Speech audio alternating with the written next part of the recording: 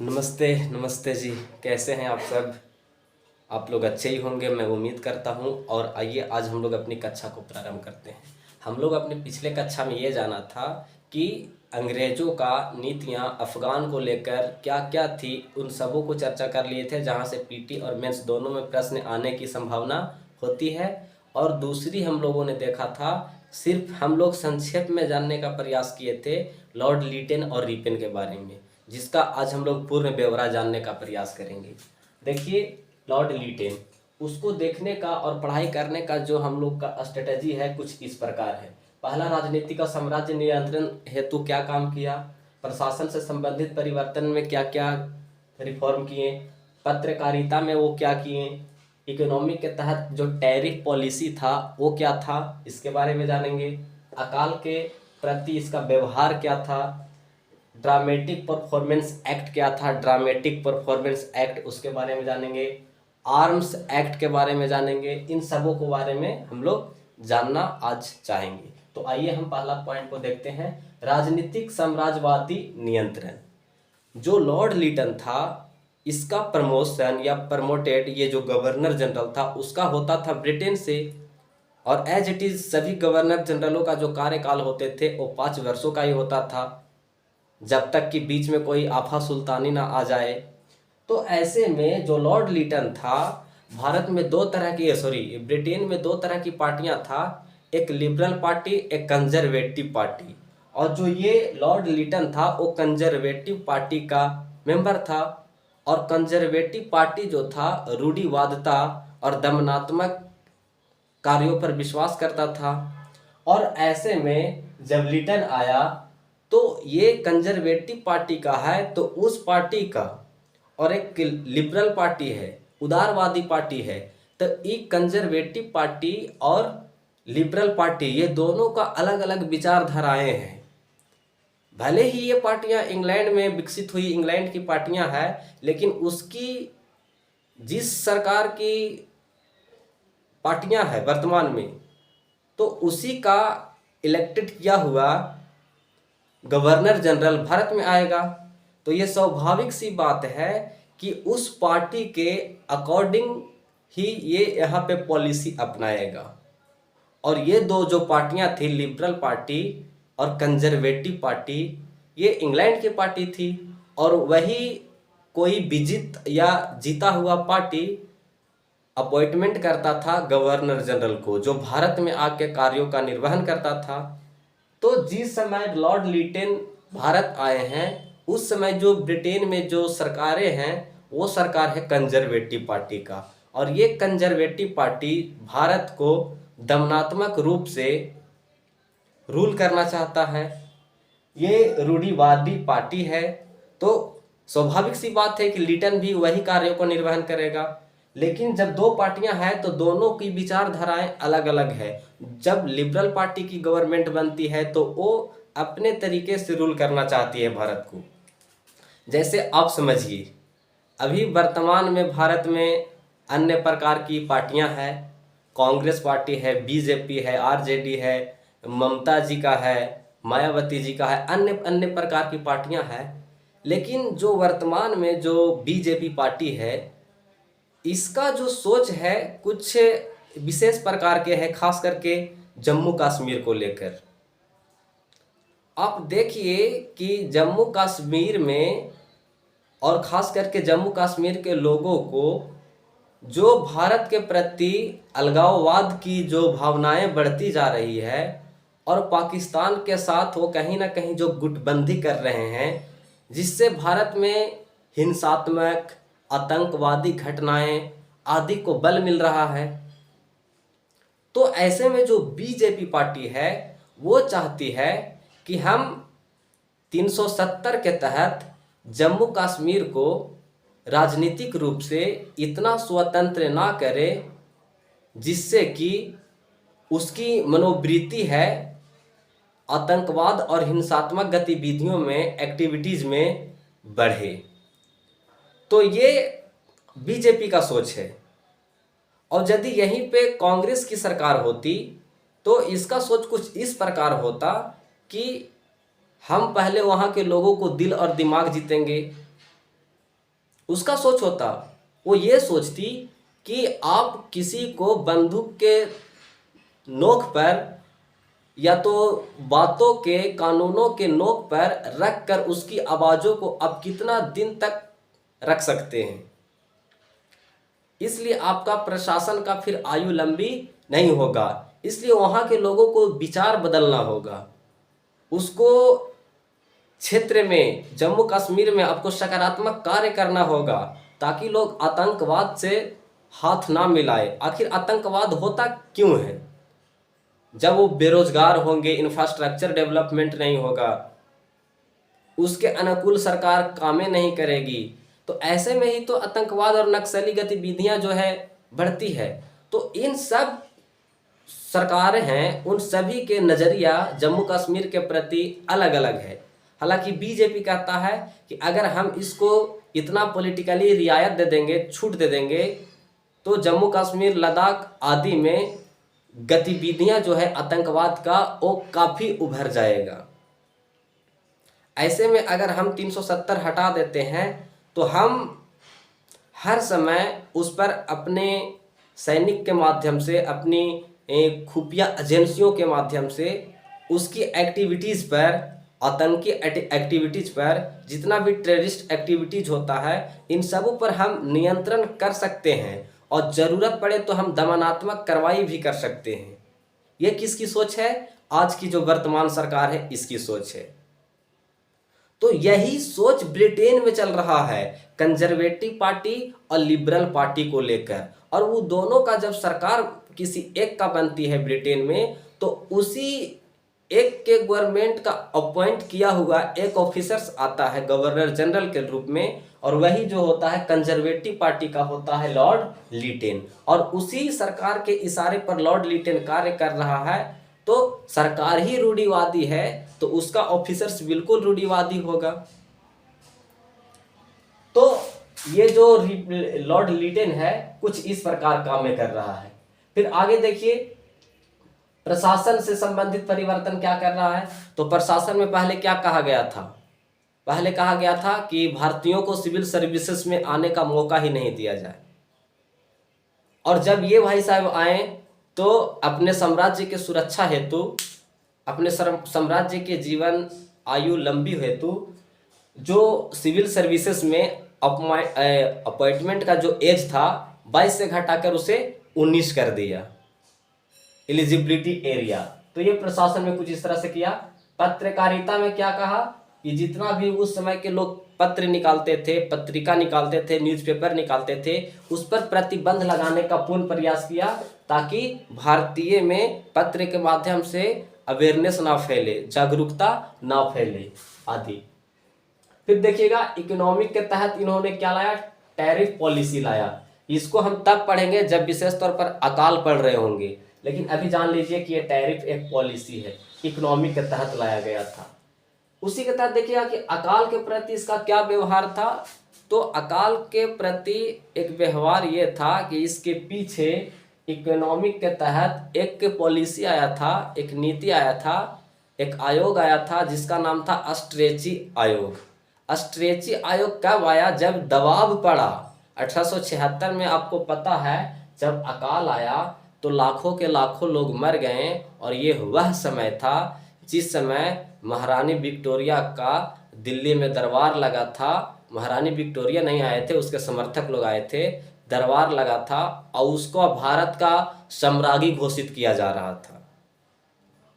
और एक तरफ लाखों के लाखों लोग मर रहे थे अकाल से। ये 1876 का मैं बात कर रहा हूँ। तो आप सोच सकते हैं कि जो अपने आप के मानवीय और सभ्य कहते थे, वो किस तरह से भारतीयों को क्रूरतापूर्वक, दमनात्मक, शोषणात्मक और कहीं ना कहीं उसकी आत्मघात कर रहे हैं। तो ये इसका अकाल के प्रति व्यवहार था। छठा देखिए, ड्रामेटिक परफॉर्मेंस एक्ट लाया था। ड्रामेटिक परफॉर्मेंस एक्ट का मतलब, उस एक्ट में कहा गया कि जो भी भारतीय नाटक नुक्कड़ वगैरह करते हैं, कोई नाकड़ नुक्कड़ के माध्यम से भारतीयों को जागरूक यदि करते हैं और वो वैधानिक ना हो, कानूनी ना हो, तो हम उसको कार्रवाई करेंगे और फिर उसको हम सजा देने का प्रावधान करेंगे। फिर क्या है? Arms act. आर्म्स एक्ट का मतलब है कि हथियार लेकर भारतीय लोग ओपनली नहीं चलेंगे। अगर उसको हथियार रखना है तो वो क्या कराएंगे, लाइसेंसी ही रख पाएंगे। तो ये आर्म्स एक्ट लाया था। अब इसी के तहत देखिएगा कि उदारवादी और रूढ़िवादी, और इधर क्या मैंने बताया, लिबरल पार्टी और कंजर्वेटिव पार्टी। तो इस चीज को आप समझ गए होंगे कि ये किस पार्टी का लोग है, गवर्नर जनरल है तो कंजर्वेटिव पार्टी। इसके तहत जो भारतीयों के साथ इन्होंने व्यवहार किया उसका प्रावधान यहाँ देखिए कि राजाओं को महारानी के प्रभावाधीन करने का ये पूरा प्रयास कर लिया। यानी भारत के जितने भी राज्य थे वो सारे के सारे महारानी के अंतर्गत हो गए।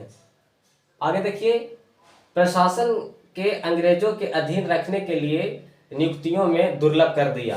प्रशासन में ज़्यादा से ज़्यादा अंग्रेज हो, भारतीय ना हो, इसके लिए उसकी जो व्यवस्था किया गया बहुत ही दुर्लभ बना दिया गया। दुर्लभ मीन्स क्या कि जैसे आयु 22 वर्ष से करके कितना कर दिया, 19 वर्ष कर दिया। तो ये कहीं ना कहीं भारतीयों के लिए दुर्लभ हो गया। दूसरी बात, जो भाषा था उसको इंग्लिश कर दिया गया, प्रश्न इंग्लिश में कर दिया गया, जबकि वो अंग्रेजों के लिए बहुत अनुकूल था और भारतीयों के लिए बेसिक सी बात है कि वो प्रतिकूल था, क्योंकि वो उस भाषा में जीते हैं, मरते हैं। और हमारी जो अभी रिप्रेजेंटेटिव है इंग्लिश भाषा के विशेष तौर पर उतना फैलाव नहीं हुआ है। तो कहीं ना कहीं ये प्रशासन में भारतीयों को ना आने देने का एक क्रूर व्यवस्था था। आगे देखिए कि भारतीयों के विरोध के सभी द्वार को भी बंद कर दिए। अब देखिए, ना हम ड्रामा के माध्यम से, नाटक नुक्कड़ के माध्यम से करेंगे, ना न्यूज़पेपर निकालेंगे, ना हथियार रखेंगे। तो जितना भी विरोध करने का माध्यम था भारतीयों का, उस सभी बातों को, सभी गतिविधियों को बंद कर दिया। उसके तहत vernacular press act, dramatic acts, arms act आदि आदि को सब क्या कर दिया, बैन कर दिया। इसी के तहत देखिएगा कि इन सभी गतिविधियों को देखते हुए अंग्रेजों ने जो नीति अपनाया वो आर्थिक नीति के स्तर पर, क्योंकि ये सारे काम क्यों कर रहे हैं, ताकि भारत से आर्थिक लाभ हो। और इन सब आर्थिक लाभ के विशेष तौर पर देखते हुए उन्होंने दो तरह की नीति अपनाया। टैरिफ पॉलिसी, इसके तहत क्या कर दिया कि आयात कर को शून्य कर दिया। आयात कर को शून्य कर दिया कहने का मतलब क्या, आप यदि, मैं अकाल में पढ़ाऊंगा, अकाल जब हम लोग पढ़ रहे होंगे भारत में तब पढ़ाऊंगा, लेकिन आप समझिए कि टैरिफ पॉलिसी को अभी संक्षेप में बताता हूं। टैरिफ पॉलिसी के तहत क्या कर दिया कि यातायात में या निर्यात में जो अंग्रेजों का टैक्स अंग्रेजों का जो माल यहाँ से वो आयात और निर्यात करते थे, उस पर जो कर था, जो टैक्स था, वो शून्य कर दिया गया। अगर भारत से कोई रॉ मटेरियल, अंग्रेज अगर कोई कच्चा माल ले जाता है तो ब्रिटेन ले जाकर बेचेगा। तो यहाँ जो टैक्स लगा दी है ब्रिटिश सरकार, ब्रिटिश वस्तु पे ही, भारत की वस्तु, और ले जा रहा है कौन, ब्रिटिश यानी अंग्रेज आदमी, और सरकार भी कौन है, ब्रिटिश है। तो ऐसे में यदि ब्रिटिश भारतीय वस्तु पर जो ब्रिटिश ले जा रहा है, अगर भारत में ही टैक्स लगा दे कच्चा माल पर, तो ब्रिटेन ले जाकर उसको वस्तु तेजी गति से और उच्च दाम पर बेचना होगा, तभी वो लाभ में रहेगा। दूसरी बात, वहाँ वस्तु का निर्माण कर लिया, विनिर्मित वस्तु, यानी औद्योगिक क्रांति आया तो वस्तु का मांग था, वस्तु गया, अब वहाँ से वो वस्तु कच्चा माल से पक्का माल में तैयार हो गया और वो पक्का माल भारत की ओर आ रहा है बिकने के लिए। तो अगर भारतीय बंदरगाह पर वो वस्तु उतरती है, वहीं पे ब्रिटिश सरकार टैक्स लगा देती है, तो इसकी वस्तु का मांग, जो वस्तु का मूल्य है, मूल्य में वृद्धि हो जाएगा। और जब मूल्य में वृद्धि हो जाएगा तो कहीं ना कहीं इसको महंगे दामों पर बेचना होगा। तो क्या ये बाजार में टिक पाएंगे, भारतीय बाजार में, क्योंकि भारतीय वस्तु तो भारतीय लोग कम दाम में ही खरीदेंगे। तो भला आपसे हम 10 रुपया में क्यों ले, जब हमको 8 रुपया में ही वस्तु सेम क्वालिटी के तहत मिल रहा है। तो ऐसे में अंग्रेज बाजार में ना टिक पाते, इसलिए ब्रिटिश कंपनी ने, ब्रिटिश गवर्नमेंट ने ब्रिटिश वस्तु पर जो इंग्लैंड से बनकर भारत आया उस पर टैक्स भी नहीं लगाया। तो आप इसी के तहत, यही एक बेसिक सी बात मैंने आपको बताया टैरिफ पॉलिसी के बारे में, और इसकी पूर्ण बात हम तब करेंगे जब हम लोग अकाल पढ़ रहे होंगे। तो आपको टैरिफ पॉलिसी समझ में आया। फिर देखिए 1876 के अकाल के दबाव में आकर स्ट्रेची आयोग आया। अब 1876 में जब अकाल आया तो इससे सरकार जो थी वो दबाव में आई, और जब दबाव में आई तो दबाव में आकर वो एक आयोग का गठन किया जिसका नाम था स्ट्रेची आयोग। स्ट्रेची आयोग ने रिपोर्ट दिया कि आप भारतीयों के लिए कुछ सकारात्मक कार्य कीजिए। तो उसके तहत आप क्या कीजिएगा, तो अकाल का समय है, आप भारतीयों को रियायतें दीजिए, खाद्य सामग्री पहुंचाइए, जिस जिस क्षेत्र में खाद्य सामग्री पहुंचाने का साधन नहीं है उस क्षेत्र में आप रेल प्रसार कीजिए, रेल निर्माण कीजिए। अकाल का समय में जो युवा बेरोजगार हैं, जो कार्य करने के लिए इच्छुक है, उसे आप कार्य का अवसर प्रदान करें। ये सारा रिपोर्ट कौन दे रहा है, स्ट्रेची आयोग दे रहा है, जो 1876 के अकाल के दबाव में सरकार की मजबूरन हो गई थी कि स्ट्रेची एक आयोग का गठन हो, ताकि भारतीयों में जो आक्रोशता की भावना उत्पन्न हो रही थी, धीरे धीरे अंग्रेजों के प्रति असंतोष का जो भावना पनप रही थी, उस पर कुछ हद तक प्रकोप लगाया जाए। तो ये बात को मैंने समझा दिया। अब ऑल ओवर आपको लॉर्ड लिटन के बारे में आइडिया हो गया होगा कि इसके शासनकाल में किस किस तरह की पॉलिसी और किस किस तरह की नीतियां का निर्माण हुई। आगे जो हम लोग जानेंगे, अब वो जानेंगे लॉर्ड रिपन के बारे में। लॉर्ड रिपन के बारे में जब हम लोग पढ़ते हैं तो पढ़ने का जो स्ट्रेटजी होना चाहिए वो ये होना चाहिए कि उसका दृष्टिकोण क्या था, भारत आया तो उसका दृष्टिकोण क्या था, उसका कार्य क्या थे, क्यों आया, कब आया, इन सब बातों को हम लोग जानना बहुत जरूरी है। तो आया है, उसका जो कार्यकाल है ऑल ओवर वो है 1880 से 84। हालांकि अक्सर जो गवर्नर जनरल होते थे सभी का कार्यकाल 5 वर्षों को दिया जाता था, जब तक कि बीच में कोई आफा सुल्तानी ना आ जाए। लेकिन ये भाई साहब 1 साल पहले ही त्याग पत्र देकर चले गए, और वो क्यों त्याग पत्र दिए थे हम उसके बारे में चर्चा करेंगे। तो इसका जो दृष्टिकोण था, अब सबसे पहले रिपन को समझिए। आप लिटन को देखें। लिटन जो ब्रिटेन में जो सरकार था वो कौन सरकार थी, कंजर्वेटिव पार्टी का। अब जो रिपन आया है ये है लिबरल पार्टी का, और लिबरल पार्टी भी शोषणात्मक है, ये भी साम्राज्यवादी के नीति के तहत ही काम कर रहा है, लेकिन ये भारतीयों को कुछ रियायतें दे रही है। जिस तरह से लिटन शोषणात्मक और भेदभावकारी नीतियां के तहत भारत में साम्राज्य निर्माण कर रहा था, वैसे रिपन नहीं करने वाला है। इसका कार्य करने का, भारत पर रूल करने का अधिक समय तक कुछ नियम और स्ट्रेटजी अलग रहेगा।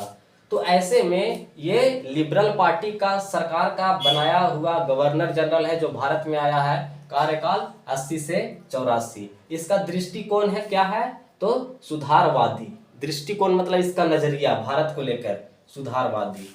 ये लिबर्टी पर विश्वास करता है, यानी लोकतंत्र पर विश्वास करता है। इसका एक पुस्तक है duty of the age. Duty of the age एक इसका पुस्तक है, और ये लिबरल पार्टी के हैं। कौन पार्टी के हैं, लिबरल पार्टी के हैं। अब इसका कार्य अगर भारत में हम लोग देखें तो बहुत ही प्रशंसनीय रही है, बहुत ही आलोचनात्मक नहीं रहा है। इसके कार्य को लेकर बहुत सारे यूरोपियन हिस्टोरियन है जो इस बात को कहते हैं कि रिपन ने भारतीयों में राष्ट्रवाद और लोकतंत्र की भावना को मजबूत किया। हालांकि यह कहना उचित नहीं है। इसका पहला कार्य देखिए कि प्रशासन में लिटन का जो सुधार था वो वापस ले लिया।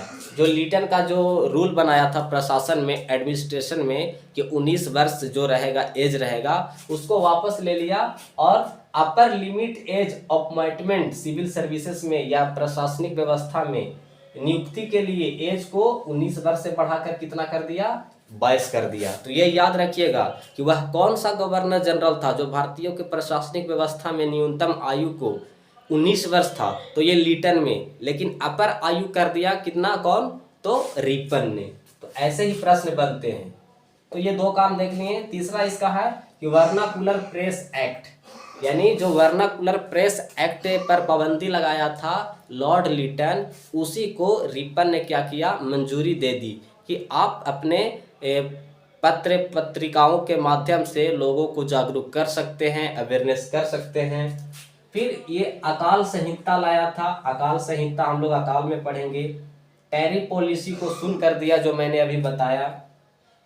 फिर देखिए कि लॉर्ड रिपन ने लीटन और लॉर्ड मेयो का जो नीतियां था वित्तीय विकेंद्रीकरण, उसको आगे बढ़ाया।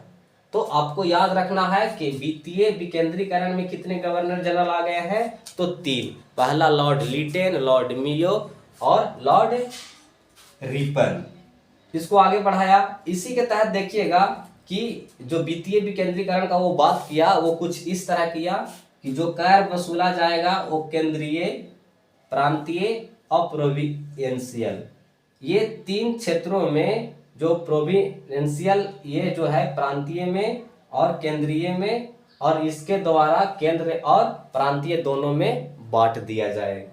तो इसकी कुछ इस तरह से पॉलिसी थी जिन्होंने ये अपनाया।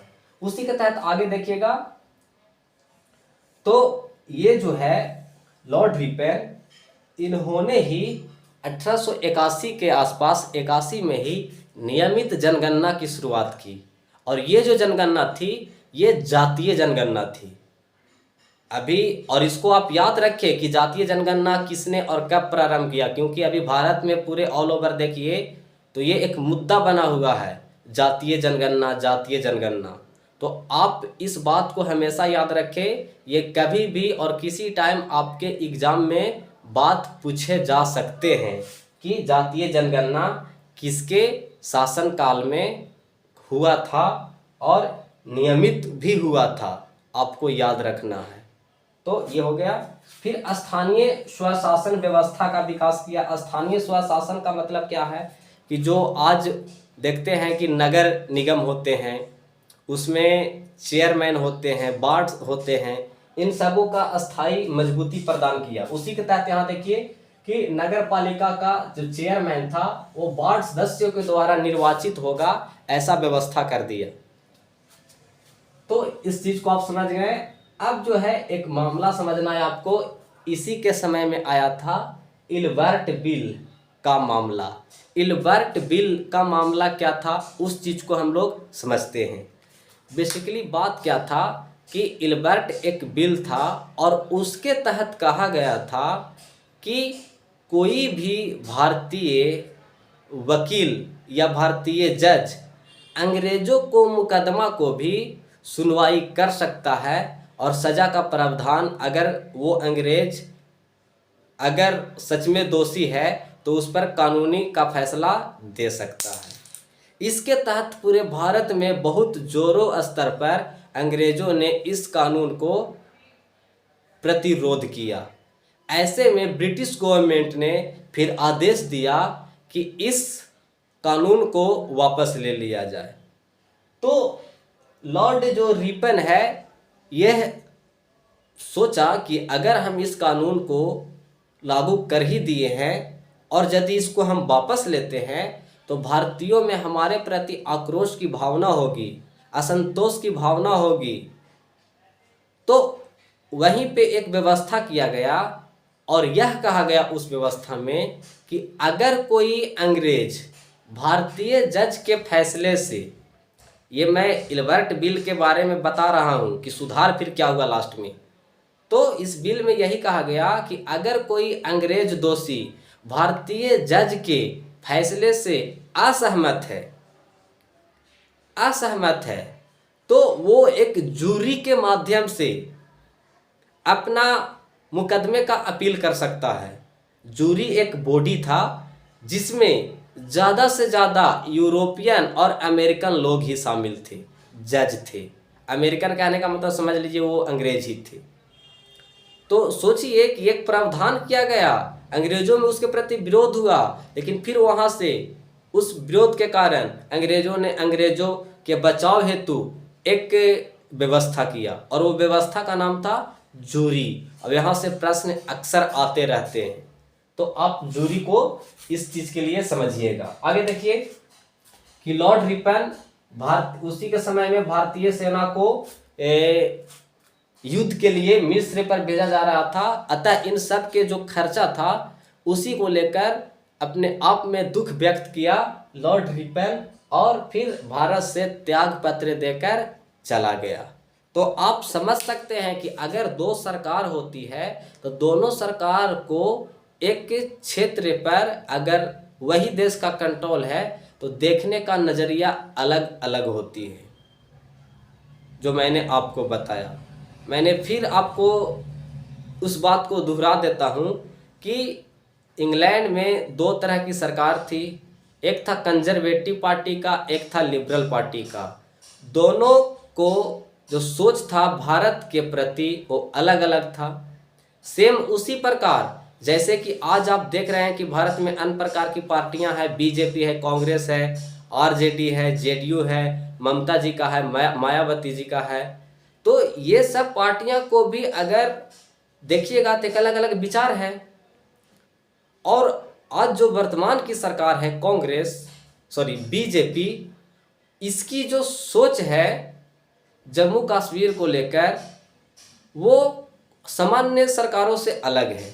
इसकी सोच क्या है कि 370 को हटाया,